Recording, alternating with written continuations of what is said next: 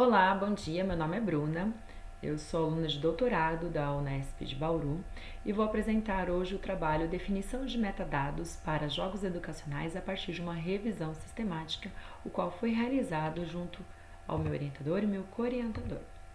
Na introdução, nós apresentamos que o processo de ensino-aprendizagem não tem sido tão efetivo e motivador, o que resultou no desenvolvimento de novas diretrizes curriculares que estimulam o uso de metodologias ativas. Dentre as metodologias ativas existentes, nós identificamos a aprendizagem baseada em jogos como uma metodologia bastante motivadora, a qual encontra, no entanto, algumas barreiras para a sua implementação. Este trabalho foca na barreira dificuldade da identificação de jogos que possam ser aplicados de forma educacional. Com isso, encontramos o seguinte problema: quais as informações são de fato relevantes na busca por jogos educacionais, ou seja, quais são os elementos que facilitam a busca e a identificação desses jogos para que possam ser utilizados em sala de aula. No nosso referencial teórico, a gente traz conceitos de jogos, explica sobre a sua ludicidade e também a possibilidade de serem utilizados de forma educacional. Quando a gente fala de um jogo sério, um jogo educacional, a gente começa a verificar que ele pode ser tratado como um objeto de aprendizagem.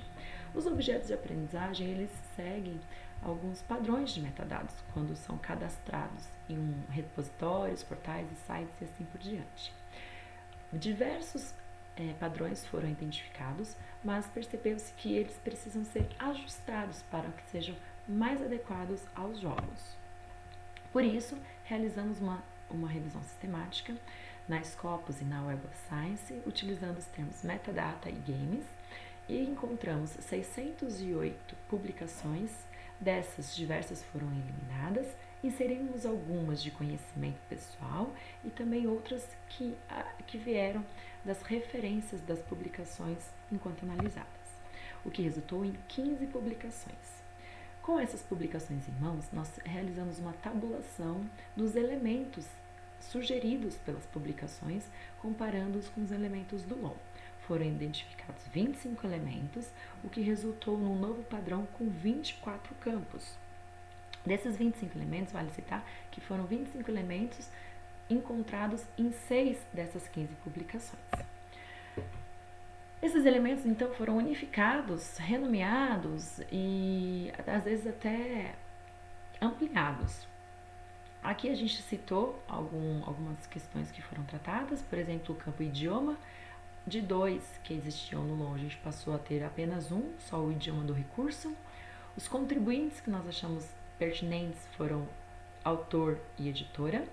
Na parte de licença, a gente achou que seria conveniente, ao invés de termos 2 campos, trabalhar com um único campus e utilizar as Creative Commons. Na parte de propósito e caminho da taxonomia, nós renomeamos, dando os termos disciplina e competências e habilidades. Vale citar que 2 campos foram encontrados e que não faziam parte do LOM, são eles gênero e número de jogadores. A partir da definição dos elementos, nós propusemos alguns vocabulários para esses elementos. Por exemplo, no campo formato, a gente sugeriu que termos como jogos e recursos não digitais fossem incluídos.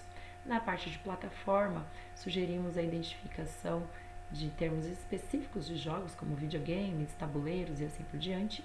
Nos itens de faixa etária e número de jogadores, a gente acredita que seria interessante inserir valores mínimos e máximos.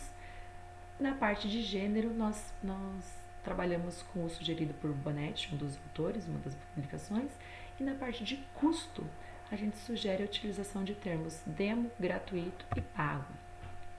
Como considerações finais, a gente identifica que existe uma diversidade no foco das pesquisas, no público e nas metodologias. A gente entende que é importante ampliar a nossa pesquisa, fazendo pesquisas aplicadas junto a docentes e também analisando repositórios, portais e sites para verificar quais são as informações factíveis, o que já se oferta hoje em dia de informação com relação aos jogos. Nós também entendemos que esses resultados auxiliam na formação de ferramentas que permitam cadastrar e identificar os jogos. Inclusive, nós já avançamos na nossa pesquisa de doutorado, desenvolvemos um banco de dados, temos alguns jogos cadastrados e caso alguém tenha interesse, basta entrar em contato com a gente ou acessar o link. Muito obrigada!